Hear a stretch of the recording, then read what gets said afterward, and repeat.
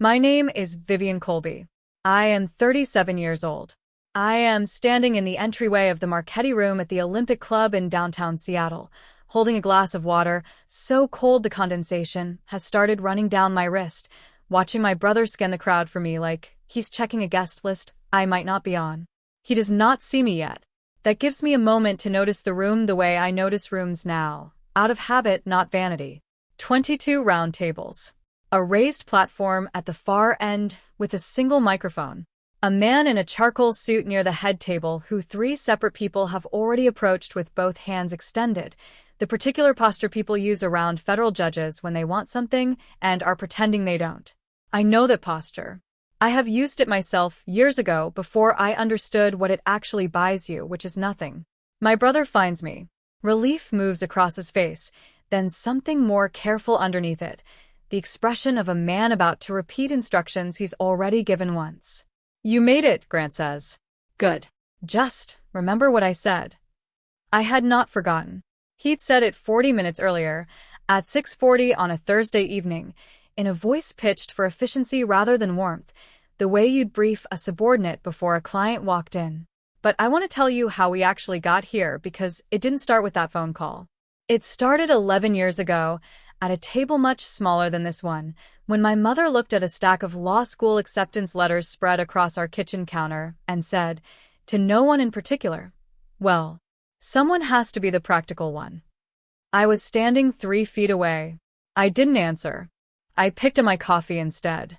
That was the 14th time by my count. I kept count, quietly, the way some people keep a running tab without meaning to spend it all at once, that my family had decided in front of me what I was and wasn't capable of, without asking.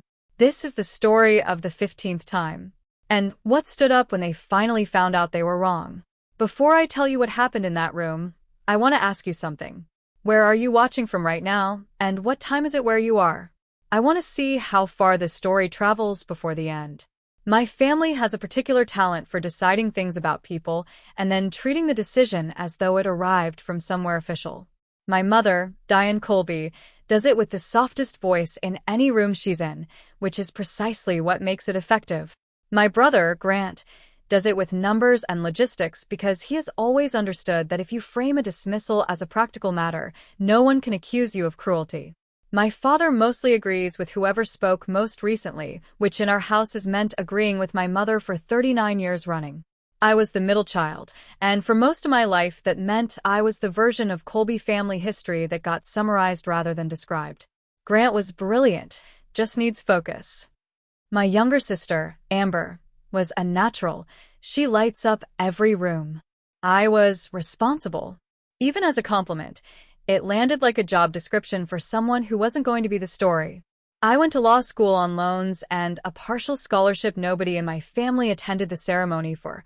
My mother had a hair appointment she'd booked months earlier, and rescheduling it, she explained, felt disrespectful to Denise. I did not argue. I sat in an auditorium in Eugene, watched 200 strangers' families stand and cheer, and afterward I called home and told them it had gone fine. I spent 6 years as a federal public defender in the Western District of Washington, the kind of job that pays badly and teaches you more about the actual machinery of the law than almost anything else available to a young attorney. My family's read on this period was consistent. I was still finding my footing. My mother introduced me at a cousin's wedding as Vivian. She does something with the courts, I don't fully understand it. In the same sentence, she used to explain that Amber had just been promoted to assistant regional manager at a mattress company. I said nothing that night either. I reached for the breadbasket instead. There was another dinner, 2 years into that job, my 30th birthday, at a restaurant my mother chose because it was close to Amber's new place. Amber gave a toast that ran long and warm about how proud she was of her big sister, always working so hard at whatever it is she does. My father raised his glass to that. My mother added, "We just want her to be happy, whatever that ends up looking like for her," in the tone people use for relatives whose lives they've quietly stopped tracking. Nobody at that table asked me a single question about my actual work that night. I didn't offer one either. I ordered dessert instead and ate all of it, slowly, while the conversation moved on to Amber's new apartment. What my family did not know what I had at a certain point, simply stopped bothering to explain because explaining it to people who'd already decided the shape of the conversation felt like narrating a movie to someone with their eyes closed. Was that federal public defense is one of the fastest ways in the country to end up standing in front of the same district judges over and over on cases that matter, until those judges start to know your name before you say it. By year 4, I had 2 of the Western District's sitting judges asking, unprompted, whether I'd ever considered the bench myself. By year 6, I had turned that question over enough times that it stopped feeling theoretical. Year 6 was also when I tried a case called United States versus Delgado in front of Judge Wickham, a suppression fight over a warrantless search that, by the numbers, I should have lost. I didn't. The Ninth Circuit affirmed my client's release 18 months later, and the opinion is still cited in training materials for new federal defenders in 3 Western states. I told my mother about it on a Sunday call in maybe 4 sentences because that was as much room as the conversation gave me. She said, "That's nice, honey. Did you hear Amber got the promotion?" I had heard. I congratulated Amber myself, later that week, and meant it. I did not bring up Delgado again. Some wins, I learned, you just carry alone, and the carrying doesn't make them smaller. By then my starting public defender salary, $63,500 a year, the number my mother once repeated back to me at a barbecue, as though it settled something, had roughly tripled, though I never once corrected her math out loud. It wasn't the number that mattered to me by that point. It was the work sitting underneath it, the part nobody at that barbecue ever asked to see. At my parents' Thanksgiving table that same year, my mother slid a folder across to Amber, a coupon for a home organization franchise Amber was thinking about buying into, and said, loudly enough for the whole table to hear it, "At least one of my daughters has a head for business." I was sitting 4 feet away, holding a serving spoon. I said nothing. I set the spoon down instead. I want to be precise about what my family was actually dismissing because it matters to everything that came after. It was not that I lacked ambition. It was not that I lacked results. It was that my competence lived somewhere they'd never bothered to look, in courtrooms they never sat in a professional world with its own vocabulary and its own scoreboard, one that didn't translate into anything they knew how to measure at a dinner table. If you can't see the win, you assume there wasn't one. That was the actual mechanism. Not malice, exactly. Just a total unwillingness to update. In February of last year, I received a letter from the White House counsel's office. Then a phone call.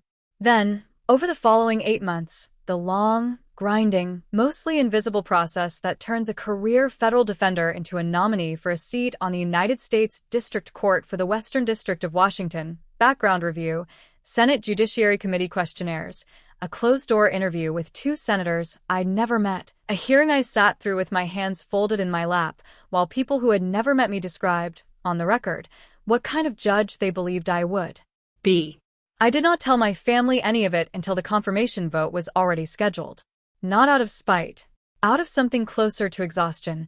I had spent 11 years watching them fail to update on far smaller information, and I had simply run out of appetite for the conversation where I explained myself and watched it not land. The Senate confirmed me on a Tuesday in April, 64-34.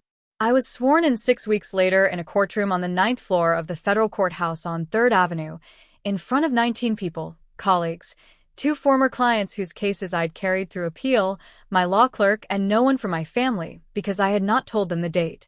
I told my mother 2 weeks after the fact, in a phone call that lasted 4 minutes. "That's wonderful, honey," she said, in the tone she uses for things she has already decided not to think about further. Is that a promotion? From the public defender thing?" "It's a different job," I said. "A federal judgeship. Lifetime appointment." "Well, that sounds important," she said, and I could hear underneath it the particular effort of a woman trying to fit new information into a filing system she'd closed a long time ago. "We're so proud of you, we are. I just don't fully understand what it means, practically. Is it more like the public defender work, or more like a real law job?" I didn't correct her. There wasn't a version of that sentence I could say out loud without it costing more than it was worth. "It's a good job," I said. "That's all that matters." "Of course," she said. "Honestly, we didn't think you'd want something like that. You've never really seemed interested in the family side of career talk, so we just didn't ask much." Then, seamlessly, the way she always managed the transition. Anyway, will you be free for Amber's engagement dinner? I said yes. I did not correct the framing. Some information I had learned is not worth handing to people who have shown you, repeatedly, what they do with it. Amber's engagement dinner, hers to Preston Halloran, a man I had met exactly twice, was scheduled for a Thursday at the Olympic Club, 40 guests, a private room, a toast from Preston's father. My mother had described the guest list to me on the phone with a specific care she reserves for things she considers important. Preston's parents, Preston's grandmother, several of Preston's law school friends, and Preston's uncle, a man named Harlan Voss, who my mother mentioned 3 separate times was a sitting federal judge, a real one, Vivian, appointed, and everything. I did not tell her that I knew exactly what that meant, because I had been one myself for 11 months. At 6:40 that evening, 40 minutes before the dinner, my phone rang. It was Grant. "Hey, quick thing," he said in the voice he uses when the thing is not quick. "Mom wants everyone on their best behavior tonight. Preston's dad already runs in some pretty serious circles, and his uncle, the judge, he's going to be there. Just stay in your lane, okay? Smile, be nice, don't get into whatever it is you do for work. Nobody needs the whole family thing tonight. This is Amber's night." I didn't answer right away. I understood the shape of what he was actually saying, which was not really about Amber. It was about my family's decade-long habit of treating my professional life as a subject too embarrassing or too confusing to let near company that mattered. "Understood," I said. "Nothing more. Seriously, Viv. Her dad's a federal judge. This isn't the room to talk about, the public defender stuff. Just be low-key." I let him finish. "I'll see you there," I said, and hung up. I did not correct him. I hung up the phone and stood in my kitchen for a moment, in the particular quiet that follows a call like that. Not angry, exactly, just recalibrating, the way you do when someone hands you a script for a version of yourself you stopped playing a long time ago and expects you to still know the lines. I got dressed for the dinner the way I get dressed for chambers, not to announce anything, just out of habit. The charcoal suit I wear to swear in new clerks. A pen in my jacket pocket that isn't for signing anything at a family dinner, just there because I always have one. I drove downtown with the radio off, thinking less about Grant's call than about the 11 years of calls like it, the long accumulation of small instructions to make myself smaller so a room could stay comfortable. I stood in the entryway of the Olympic Club with a cold glass of water sweating onto my wrist, watching my family's guest of honor's family arrive one at a time. Preston's mother in a beaded jacket, his grandmother leaning on a cane and a granddaughter's arm, and finally Judge Voss himself, unhurried, shaking hands the way men do when they've spent 30 years being the most senior person in every room they enter. None of them were aware that the woman standing quietly by the water station had, 11 months earlier, been confirmed to a lifetime seat on the same court their own family member sat on. I wasn't there to tell them. I was there for Amber. Dinner started at 7:15. I was seated at table 6, between Grant's wife and a second cousin of Preston's I'd never met, 3 tables away from my mother, who had arranged the seating chart herself and had, without saying so directly, arranged it so that I was nowhere near anyone she considered important. I did not comment on the seating. I unfolded my napkin instead.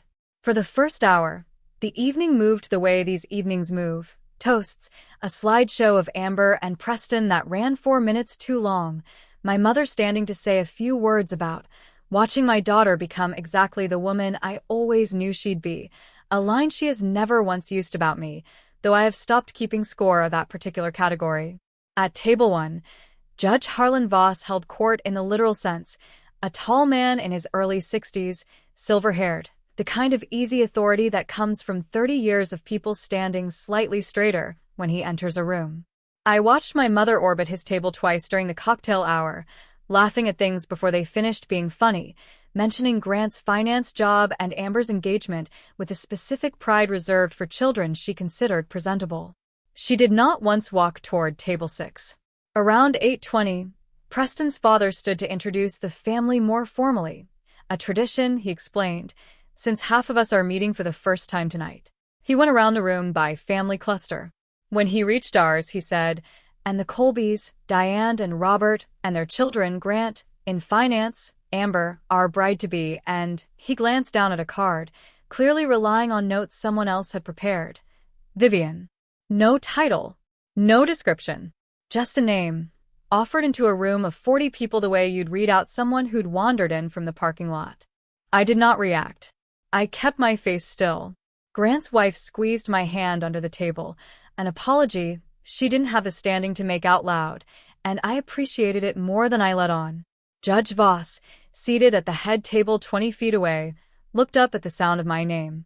Not sharply. Just the particular attention of a man whose job for 30 years has trained him to notice when a name doesn't match the description attached to it. He said something to the man next to him. I couldn't hear it, and the man shrugged. I want to be honest about something, because the honest version of this story matters more than the satisfying one. I had not planned to say anything. I was not there to correct my family seating chart or my mother's introductions. I had made peace, mostly, with the fact that I would sit at table 6 for the rest of my life, if that's what kept the family functioning, because peace, by that point in my life, had started to matter more to me than being seen. What changed the shape of the evening was not my doing. It was Judge Voss's. At 8:55, during the dessert course, he stood up from the head table, not for a toast, nothing scheduled, and crossed the room, past 6 tables, directly toward mine. 40 conversations slowed by half. My mother, mid-sentence with the woman beside her, turned to watch, her expression sliding from confusion into something closer to alarm, the specific alarm of someone realizing a script has gone off the page she wrote it on. He stopped at my chair and extended his hand. Judge Colby, he said. I thought that was you. 3rd floor, Western District. You took the bench up on 9 after Wickham retired. I read your confirmation hearing transcript. I don't usually say that to people at engagement dinners, but it's not every day I get to sit 2 rooms down the hall from someone. The room did not fully understand what had just happened, but it understood enough. A federal judge had crossed a formal dinner, unprompted, to address someone at the least important table in the room as a colleague. I stood, because it would have been strange not to, and shook his hand. Judge Voss, I said. I've heard good things. Thank you for coming over. You're at table 6, he said, not as a question. Just an observation, delivered flat enough that everyone within earshot understood exactly what he meant by it. I said nothing. I kept my hand steady instead. I have to admit, he went on, glancing once around the table, taking in my mother's face without seeming to look for it directly, I assumed the family would be talking my ear off about this all night. Nobody's mentioned it once. My mother's fork made a small sound against her plate as she set it down. I did not look at her. I let the silence do what it was already doing. It hasn't come up, I said. Well, Judge Voss said, it should. 64 votes is nothing to bury. I had 41 and thought that was a good day. He laughed, and a few people near us laughed with him, uncertain but relieved to have something to laugh at. You'll have to come by Chambers sometime. I owe you a coffee for that Delgado opinion alone. I cited it twice this term. He shook my hand again, said something kind and brief to Grant's wife about the venue, and returned to the head table, leaving behind a silence at table 6 that had a very specific shape to it. Not shocked exactly, but recalibrating, the way a room recalibrates when a fact it had organized itself around turns out to have been wrong the entire time. Grant's wife quietly said, Wait, is he saying? Yes, I said. Nothing more. My mother recovered first, the way she always does, reaching for the version of the evening that let her keep the most dignity. She laughed a little too brightly and said, to the table in general, Vivian's always been so modest about her work. We never like to make a fuss. I let that sit for exactly as long as it took to be obviously false to everyone who'd just watched a sitting federal judge cross a room to shake my hand and call me colleague. It's fine, Mom, I said. We can talk about it later. There was no later coming, and we both knew it. Grant, across the table, had gone the color of the tablecloth. He looked at me the way you look at a door you've walked past for years, assuming it was a wall.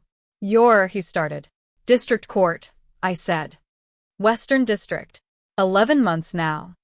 You didn't say anything, he said, and there was something almost accusatory in it, as though the omission had been mine to answer for rather than the decade of conversations that had made the omission feel necessary. I looked at him for a moment. I thought about the phone call at 6:40. Stay in your lane. Smile. Be nice. Don't get into whatever it is you do for work. You told me to stay quiet about work tonight, I said. I did. I did not raise my voice. I did not make a scene beyond the one Judge Voss had already made without my asking. I reached for my water glass instead, and the condensation had gone from cold to lukewarm in my hand, and I drank it anyway. The cascade started small, and then didn't stop being small. Beat 1. My father, 3 tables away, leaned toward the man beside him and asked, loud enough to carry, "Wait, my daughter's a what?" and got his answer secondhand, from a stranger, before he ever got it from me. Beat 2. Preston's mother, who had spent the cocktail hour speaking to me in the careful, slightly raised voice people use with someone they've decided won't follow the conversation, crossed the room herself 10 minutes after Judge Voss sat back down, introduced herself properly this time, and asked, with real interest, how a person even ends up nominated. Beat 3. Amber, catching my eye from the head table where she sat beside Preston, mouthed a single word across the room, "Sorry," before the toast resumed, and meant it, I think, in the specific and limited way people mean things they are only now finding language for. The rest of the dinner reorganized itself around the fact in the room the way water reorganizes around a stone dropped into it. Preston's father found a reason to stop by table 6 twice more before dessert plates were cleared.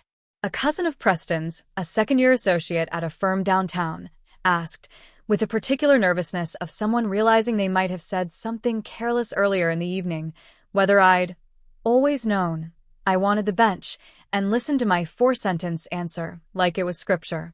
My mother did not approach the table again. She found me near the coat check at the end of the night instead, when the room had mostly emptied and it was easier to say something without an audience. "You could have told us," she said. Not an apology. A complaint dressed as one. "I did," I said. 11 months ago. On the phone. You said, "That's wonderful, honey," and asked about Amber's dinner. She didn't have an answer for that. She reached for her coat instead, the same reflex I'd spent a lifetime learning from her, deployed now, finally, against her. "Your father will want to hear all about it," she said, which was its own kind of answer. "He can call me," I said. "I'm around." My father did call, 3 days later, on a Sunday afternoon, and for once he didn't wait for my mother to finish a thought first.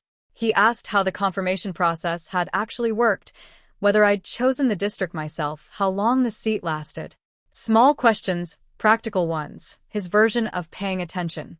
Near the end of the call, he was quiet for a moment, and then he said, "I should have come to this swearing-in. Nobody told me there was one to come to." I told him that was true, and that I hadn't made it easy to find out about, and that we were probably both right about parts of it. He didn't apologize outright. Robert Colby has never been a man who apologizes outright. But he asked before we hung up whether there'd be another one someday, a ceremony, an event, anything that he could actually show up for. I told him I'd let him know. I meant it. I drove home a little after 10. The radio was off. The car was quiet in the specific way a car is quiet after a long day at the end of a much longer decade. Not empty, just still. I thought about a voicemail I've kept on my phone for 4 years now from the public defender supervisor who hired me straight out of clerkships, left the night my first trial verdict came back. I've never deleted it. I've never played it for anyone else either. It says in full, "You did the work, nobody was watching.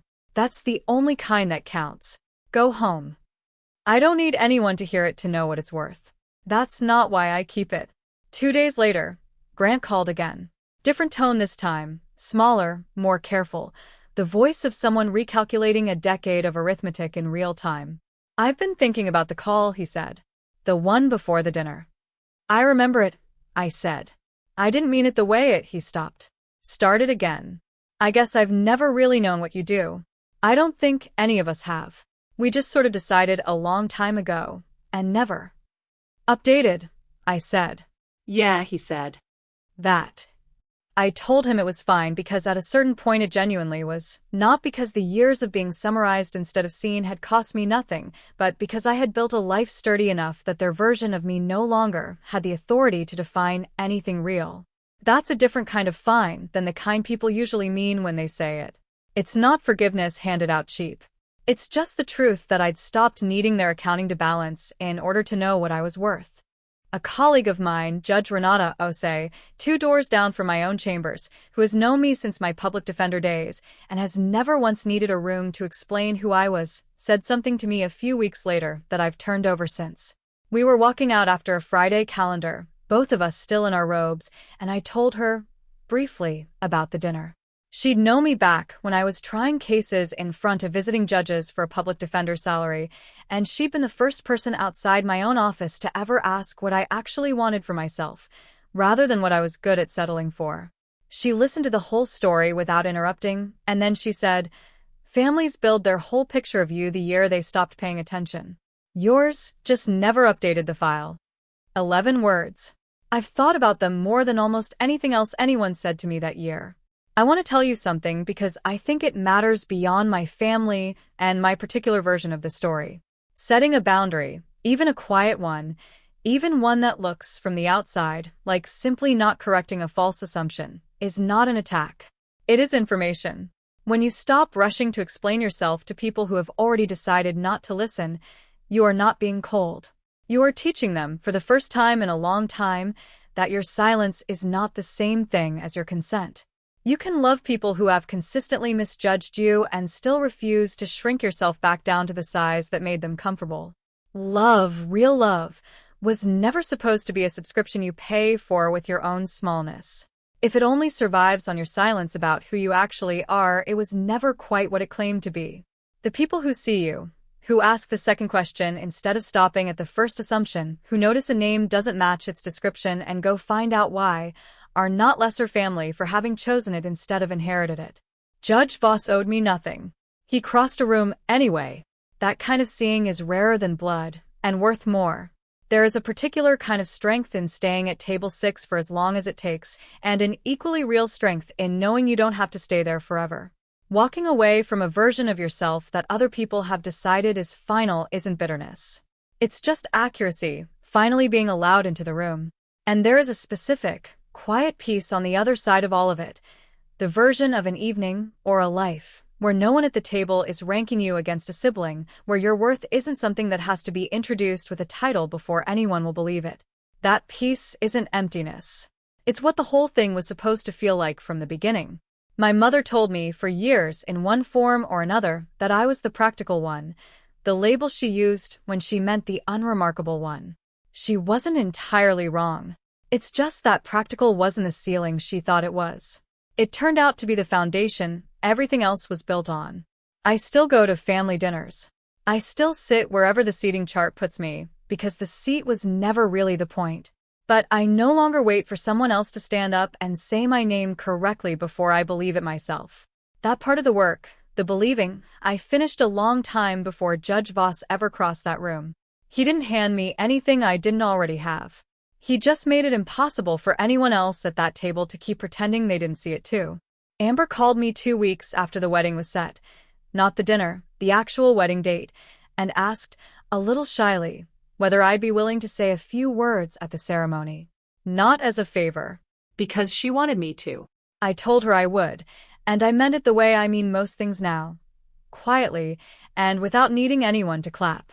So tell me, if you'd been sitting at that table when the judge crossed the room, would you have said something the moment your name got dropped without a title attached? Or would you have done what I did and let the truth introduce itself, in its own time, standing up? The story you just heard was inspired by real experiences shared on public platforms including Reddit and other online communities. It has been thoughtfully adapted and reimagined for storytelling purposes. All characters, situations, names, and settings are fictional, altered, or generated using AI tools. Any resemblance to real individuals or events is entirely coincidental and unintentional. This story was created to deliver positive messages, emotional insight, and meaningful reflection, not to represent or defame any real person or situation.